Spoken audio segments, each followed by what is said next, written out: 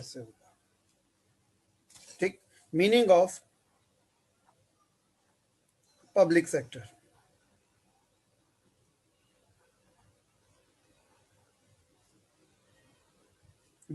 Those industries, those industries which controlled, ध्यान रखना इसी का सारा खेल है, controlled and managed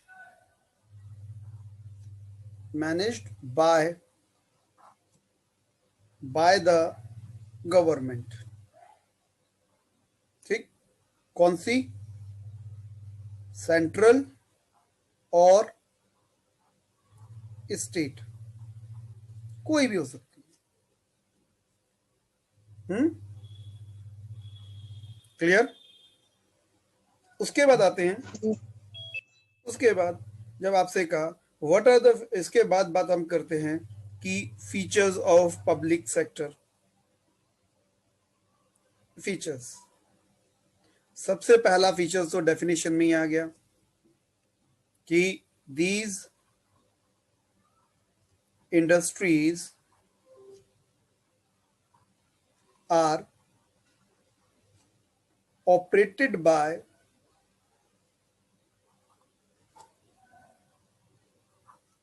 द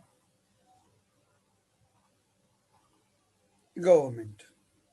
दूसरा आता है the objective of these industry is social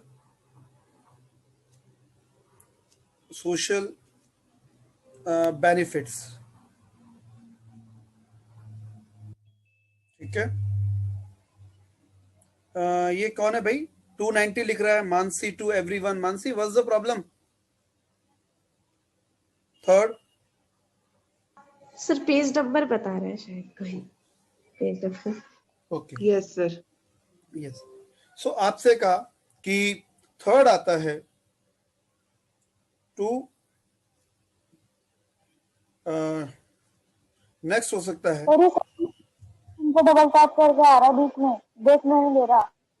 कौन? आज कर लो, कोई बात नहीं, आज कर लो, कल से मैं ऐसा कर दूंगा कोई किसी को मतलब किसी चीज को आप छेड़ नहीं पाओगे, because host always be me ना। ठीक, टू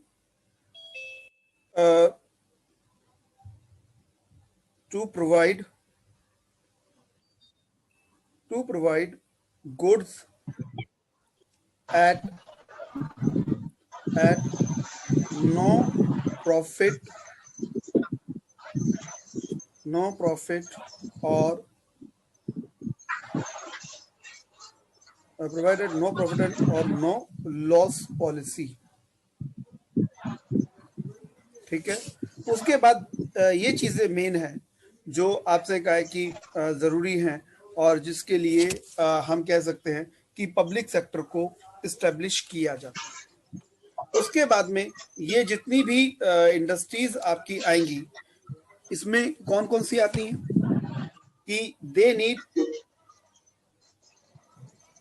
अब दे रिक्वायर्ड ह्यूज इन्वेस्टमेंट, यानी कि यहां पर ना बहुत सारे पैसे की जरूरत होती है। दीज इंडस्ट्रीज जो पब्लिक सेक्टर्स होती हैं, और दूसरी चीज क्या होंगी, they are, excuse me sir. हाँ बेटा बोलो, रिलेट सर जो पब्लिक सेक्टर इंडस्ट्रीज है, इसमें जो भी मनी लगती है, अमाउंट लगता है, वो गवर्नमेंट की टैक्सेस के थ्रू आता है ना, गवर्नमेंट जो टैक्सेस लेती है। बिल्कुल बेटा, और इसीलिए जो गवर्नमेंट का जो वर्क का ऑब्जेक्टिव होता है सोशल बेनिफिट होता है। मैंने पहले ही कहा कि अब देखो, यदि आप ट्रेन से जाओगे, अभी आपने देखा होगा कि ट्रेन कुछ प्राइवेट ट्रेन भी स्टार्ट हुई हैं। यदि उसमें जाके आप देखोगे तो फेयर्स आर टू हाई। शायद प्लेन सस्ता पड़ जाए पर वो ट्रेन महंगी पड़ेंगी। ठीक, they are related to social justice. तभी मैं कह रहा हूं कि जहां पर भी मतलब इंडस्ट्री नहीं लगाएंगे social justice and equality.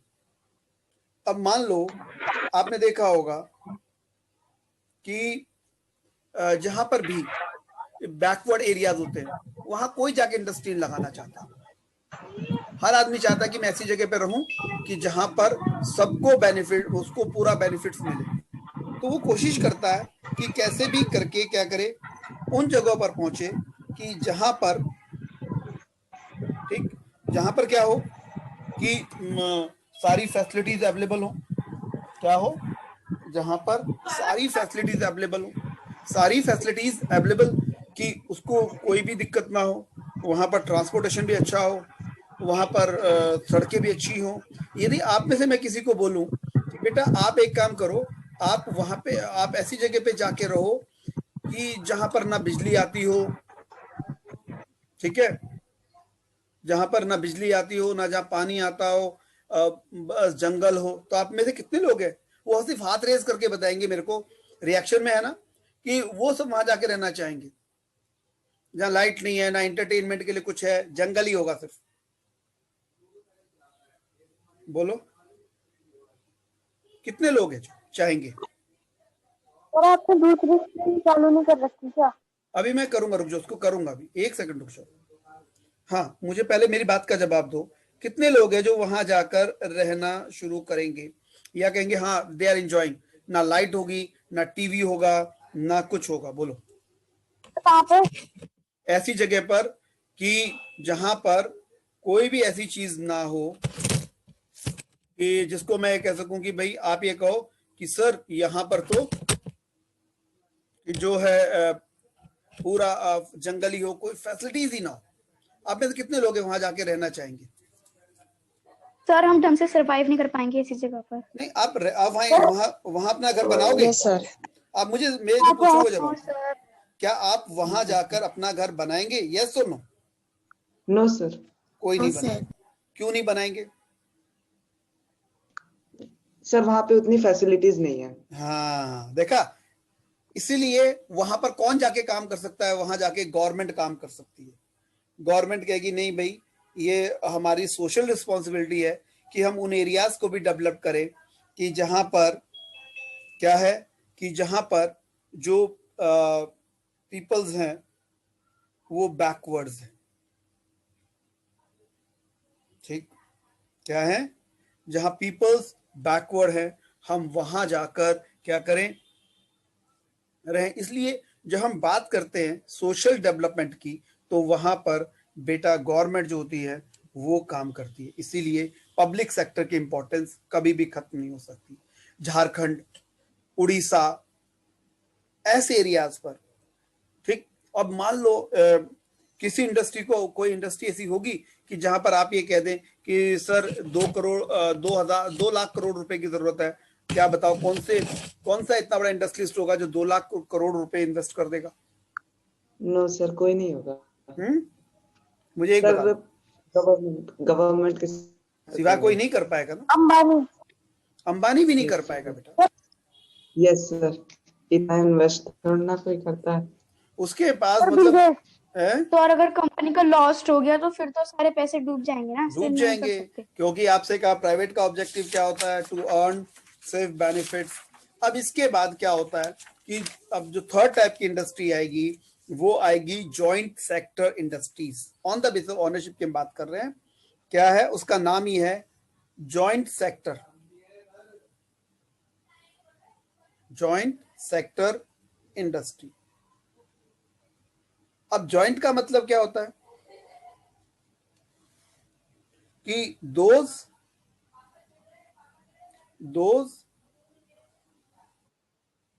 Industries which, ठीक है, operate, those industries which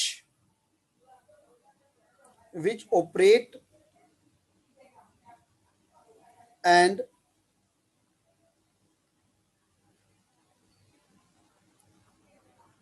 controlled by the government and private sector. ठीक है, आपसे कहा those industries which operate and controlled by the both private as well as the public या government दोनों मिलके चलाएं, उसको हम क्या कहेंगे? उसको हम कहेंगे जॉइंट सेक्टर इंडस्ट्रीज। कि आपसे कहा देखो एफिशिएंसी बहुत अच्छी होती है प्राइवेट सेक्टर्स की, गवर्नमेंट फंड प्रोवाइड कर सकती है और प्राइवेट सेक्टर क्या कर सकता है कि वो उनको ऑपरेट कर सकता है। फॉर एग्जाम्पल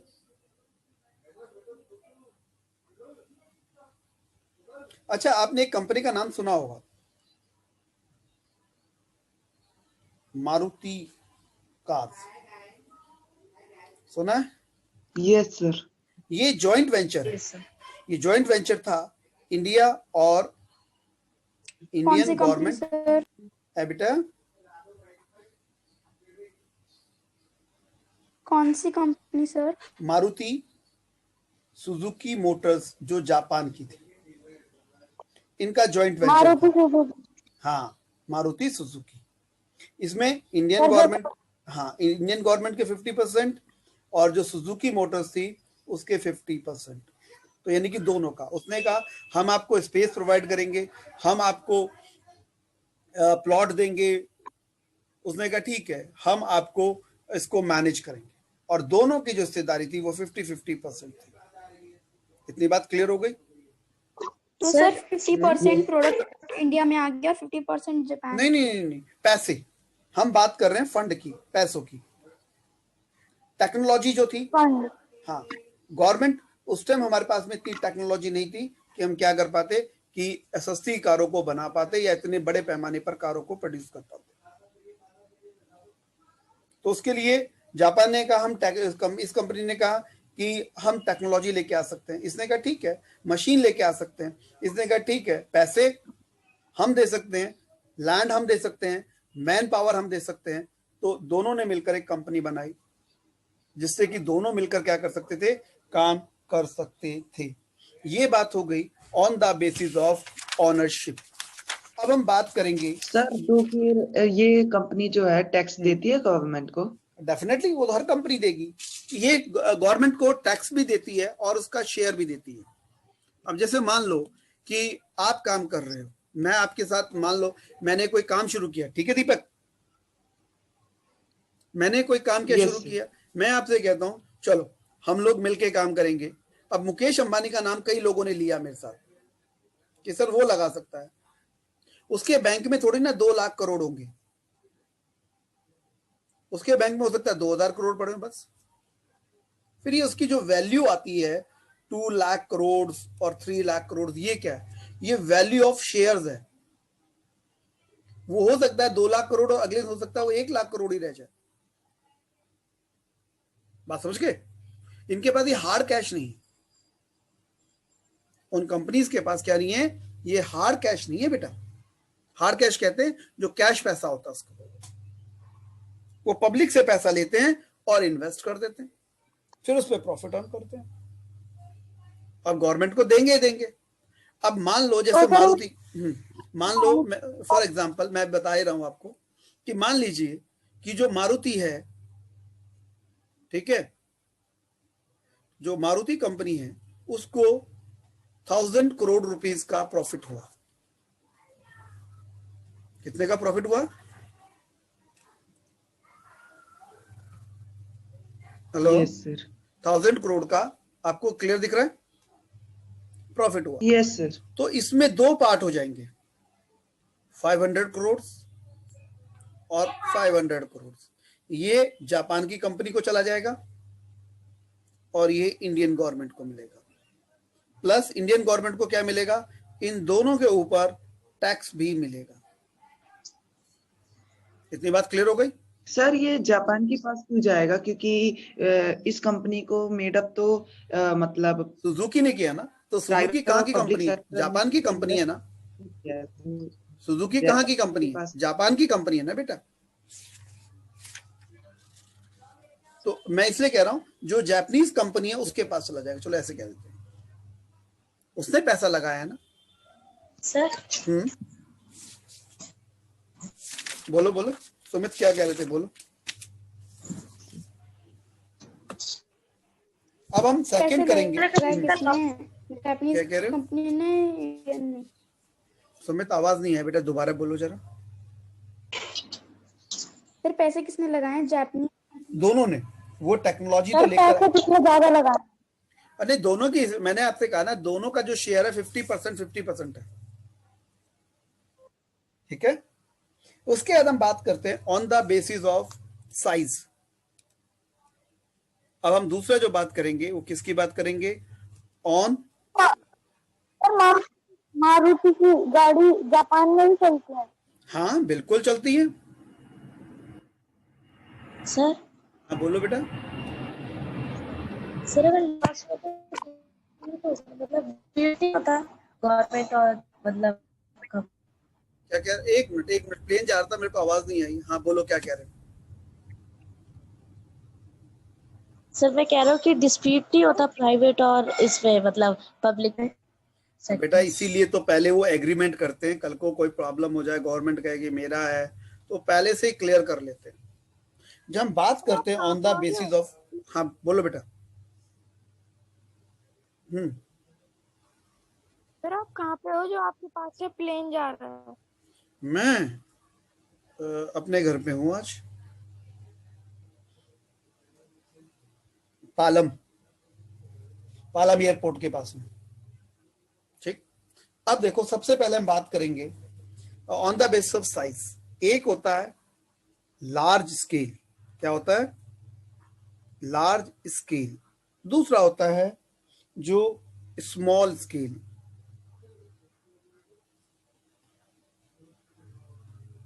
और फिर आता है कॉटेज, ठीक।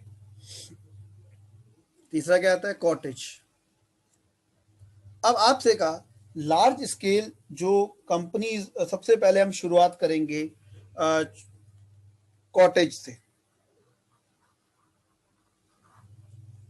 कॉटेज इंडस्ट्रीज से।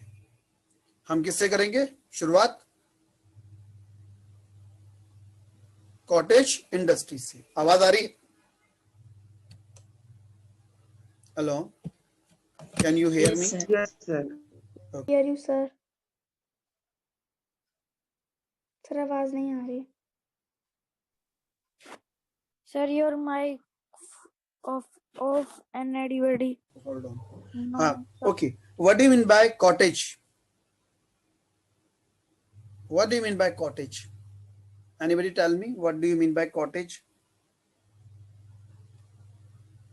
Cottage means house. house. Yes, cottage means house. Means those industries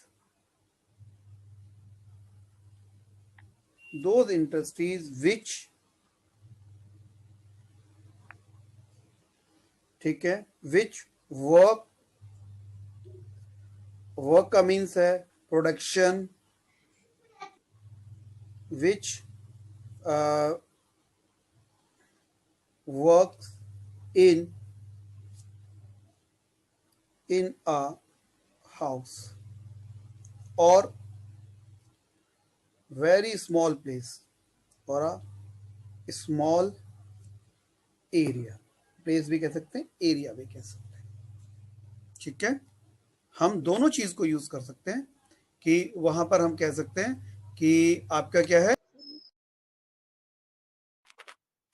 sir आपकी आवाज नहीं आ रही। ठीक है बेटा, अब आ रही है आवाज? Yes sir. अब जैसे आपसे कहा जो कारपेट इंडस्ट्री है, आपने देखा घर में कारपेट है, वो जनरली कारपेट हो गई, हैंडलूम है,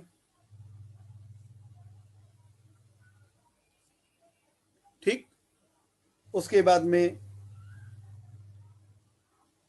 बैंगल इंडस्ट्री है, वो जनरली इसी के अंदर आती है, कि जहां पर लोग कर रहे हैं बहुत छोटे, यहाँ पे जो प्रोडक्शन होता है वो स्मॉल स्केल पर होगा कि एक ही आदमी अपने घर में। अब जैसे पॉटरी है, जो बर्तन बनाते हैं, यस सर। वो भी इसी के अंदर आती है। और यहाँ पे जो इन्वेस्टमेंट होता है, यानी कि जो पैसों का